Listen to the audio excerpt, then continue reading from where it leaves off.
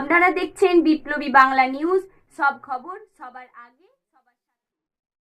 বিপ্লবী বাংলা নিউজে আপনাদের স্বাগত। বিপ্লবী বাংলা নিউজে আজ পশ্চিম বাংলার একটি গুরুত্বপূর্ণ ব্রেকিং নিউজ আমি তুলে ধরছি। এই ব্রেকিং নিউজটা হচ্ছে প্রতিবাদী মানুষের নিউজ। এই প্রতিবাদী মানুষগুলো এই দীর্ঘ 15 বছরে তৃণমূল সরকারের তারা অন্ধকারে লাগে।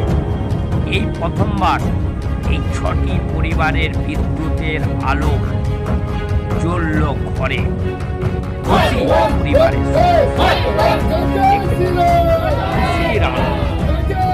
ঘটনার কথা জানেন?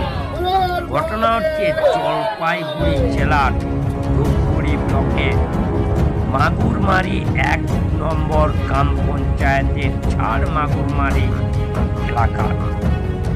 আজকে এই প্রথম তাদের ঘরে আপনার বিদ্যুতের আলো জ্বলায় সকলেই। পাখা দেখতে পাচ্ছেন, এ ধরনের পাখা ঘোরাতো আজকে আর পাখা ঘোরানো হয় না। কি বলছেন শুনুন। এলাকার মানুষ এই তৃণমূল সরকার চলে গেছে, বিজেপি সরকারের আমলে উন্নয়নের চিহ্ন হিসাবে দেখা গেল এই জলপাইগুড়ি জেলার অনেক আমাদের অনেক অসুবিধা হয়। 1 নম্বর মাগুরমারি ব্লকের ছাড় মাগুরমারি গ্রামের 6টি বিজেপি সরকারের প্রথম কয়েকটা বাড়ি আছে তার মধ্যে সব থেকে বড় একেবারে 8 আচ্ছা, ঘটনা হচ্ছে এই যে এখন ইলেকট্রিক আসলো বাড়িতে, মানে কতটা পড়াশোনা করতে সুবিধা হবে আমাদের পড়াশোনা করতে এখন সুবিধা হবে। আচ্ছা, এতদিন অসুবিধা হচ্ছিল। হ্যাঁ। কি নাম বললেন তোমার? আমার নাম দিগন্ত। এই যে আজকে ইলেকট্রিক আপনার বাড়িতে প্রথম স্বাধীনতার পর দেখা গেল, কতটা অসুবিধা হতো ইলেকট্রিক? অসুবিধা কিরকম অসুবিধা? এই বাচ্চাগুলো পড়াশোনা কি কারণের জন্য আটকে ছিল ইলেকট্রিক ব্যবস্থা? দলীয় কারণ। আপনারা কোন দল করতেন বা সমর্থন করতেন? এই জন্য কি আটকে ছিল? না না, আমার তো বিয়ে হওয়ার তো এই প্রায় 4-5 বছর ছিল। আগে যে কি হচ্ছে আমি তো অত কিছু জানি না। এখন কতটা ভালো লাগছে ইলেকট্রিক আসার কারণে? এখন ভালোই লাগছে। নিশ্চয় মানে একটা বলা যায় আলিপুরে দীপাবলিতে একটা আলোর যে একটা অনুষ্ঠান হয়, ঠিক সেরকমই কি অন্য উৎসব কি না এরকম আমার তো আনছে আগের থেকে তো আমরা এটা জানি না। পরে আমার জানিয়া অন্ধকার অন্ধকার অন্ধকার অন্ধকার মনে করেন কোনো সময় আমার নাম পেলো নাই, কোনো সময় অন্ধকার থেকে চিন্তা ধরিয়া বাচ্চা কাচ্চা খাওয়াছি এলাকাতে করে একটা অনেক অল্প কোনো কিরা হয়। তারপরে নম্বরটা যখন পাওয়া যায় না সবাই অন্ধকার দেওয়া কোটে লাইট কোটে কি এইগুলো ধরিয়ে একটা জীবন যুদ্ধ প্রতিদিন। হ্যাঁ, তাই মনে করি দিনে তো যা কষ্ট আপনি তো ওই কষ্ট। গরমের দিনে যখন ফ্যান চালু করে থাকা যায় না, তখন আপনাদের কিভাবে থাকতে হবে? তখন কি আর মনে করি অস্থির ভাবে থাকি, কোটে হাওয়া পাই কোটে কি পাই হাত পাখা। হ্যাঁ, মনে করি ডোনা দিয়া হাঁটাই হাওয়া বাইরা থেকে 10টা 11টা 12টা পর্যন্ত নই। বাচ্চারা কি করে এই বাচ্চাগুলো আসলে কি হাঁটাই দিয়া হাঁটাই হ্যাঁ। মেন কি সমস্যার জন্য ইলেকট্রিকটা এতদিন বন্ধ ছিল, মানে আসেনি? প্রথম তো দিয়া কুটি আসিছে, আসার পরে কুটি যখন খাল পুরো হয়ে গেছে না ঠিক আছে সিপিএম হইতে, তারপরে সিপিএম দিয়ে আমরা কিন্তু তৃণমূল গেছি। তৃণমূল যখন গেছি সেটা আমার ঝান্টা ধরাইছে, বলে আমরা রাস্তা দিব লাইন দিব তোমরা এইভাবে আমার কাছে আসো। তারপরে আমরা তো জানি বলে আমার অন্ধকারে যাহা তো গাছি কোনো সময় আমার পয়সা করে থাকে না, আমরা দিন মিলে দিন খাই। তখন ওরা করলে কি নিগিয়া রাস্তা দিল না, কি লাইনও দিল না। তারপরে ওই মতন হইতে হইতে কিন্তু কি খুঁটি আসি গেল। খুঁটি এসে পরে সেলা এটাকে না মনে করি খুঁটির খাল খুঁড়িল, খাল খুঁড়ার পর্যন্ত তারপরে কিন্তু গাড়ি দিলেন না। ওই খুঁটি ঘুরি গেল, প্রথমে ঘুরি গেল, তারপরে আরো আসিল, আরো রাস্তা থেকে ঘুরি গেল। এটা কত সালে, মানে কত বছর আগে? এটা কত বছর আগে? বছর দিয়ে কোয়া বছর না, যাদেবের আমবেলে হচ্ছে মিনিমাম 4-5 বছর। হ্যাঁ, বেশি হবে, বেশি সময়। হুম। আচ্ছা, তারপর তারপরে তো মনে করি লাইনটা দিলেন না। দেওয়ার পরে তাহলে আমরা ব্যবস্থা কি করি, আমরা আরো আলাদা পাটি করি করার পরে তারপরে খুঁটি একবারে আনলেন, ট্যাপ দিল উত্তর ভাগে মনে করি শেষ। বাঘ ঝাড় কাটা কাটি একাকালে সবে শেষ, গাছ গাছালি কাটা সবে শেষ। তারপরে তুই করলো কি, তারপরে আমরা কি করনি বলে না আমার তো জীবন দিলে যাচ্ছে যাচ্ছে, আমার বাচ্চা কাচ্চা গিলে তো হবে। বাচ্চা কাচ্চা গিলে পরিবর্তে তো আমাকে তো দেখিবেন নাকি, আমরা আজই সমান আসলে দমন চলে যাবে। হ্যাঁ, তারপরে সেটা কি হয় মনে করি আমরা পার্টি আসিনি, আসার পরে এই খুঁটি গাড়ার পরে তারপরে কি করলে খুঁটি গাড়ি দিবে না।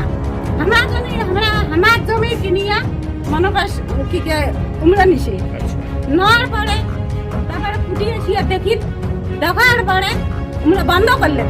কারা কারা বন্ধ করলো? কারা বসাতে? কি গাছটা ঘর কি নাম? বন্ধ করিয়া তারপরে মনে করিস বন্ধ করিয়া, হ্যাঁ বন্ধ করিয়া তারপরে অন্য কাজে ফেলাই আমার।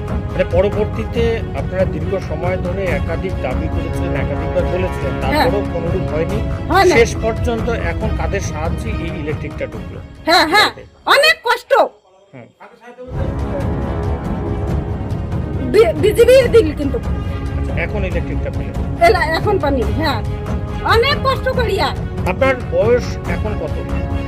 বয়সের মধ্যে কত কোয়া পাম না, মানে 50-60 বছর।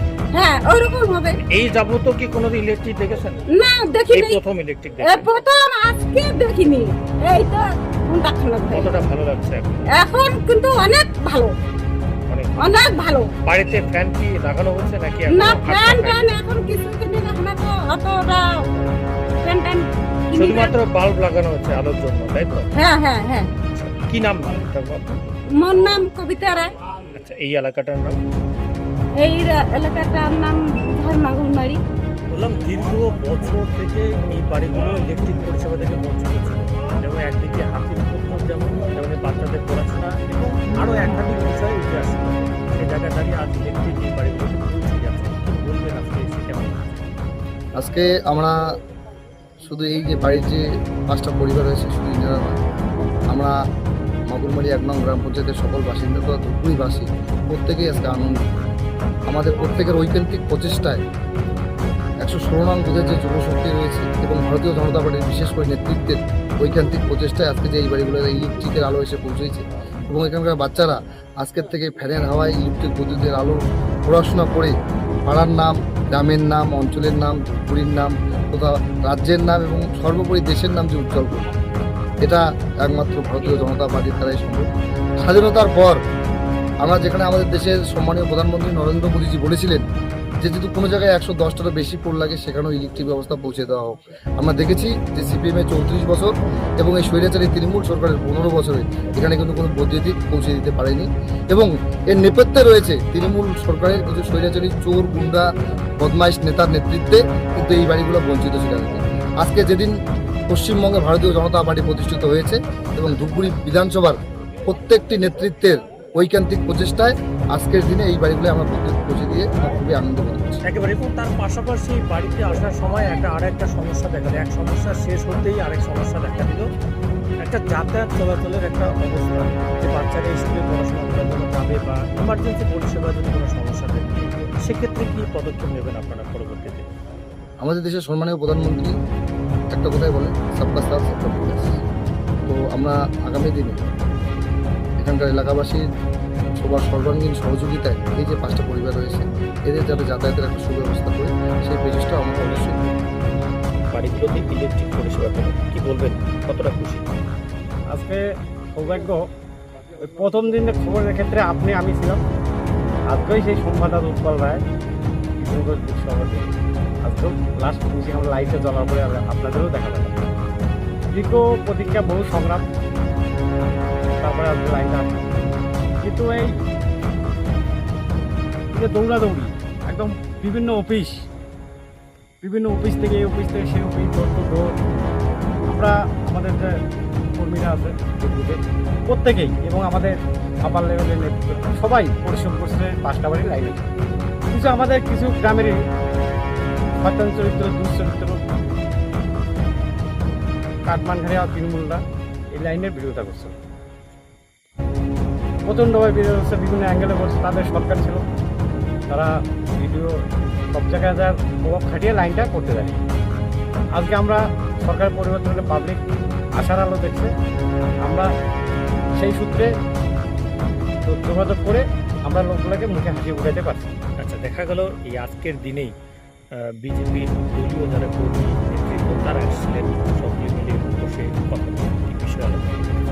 আজকে আমরা এই 5টা বাড়িতে ইলেকট্রিকের কালেকশন দিতে পারছি, আমরা খুশি। ওই জন্য সেই উপলক্ষে আমরা এদের বাড়িতে এসে তারাও আমাদের বলছিল আসো আমরা একসঙ্গে একটু মিলিত হয়ে আলোচনা করি।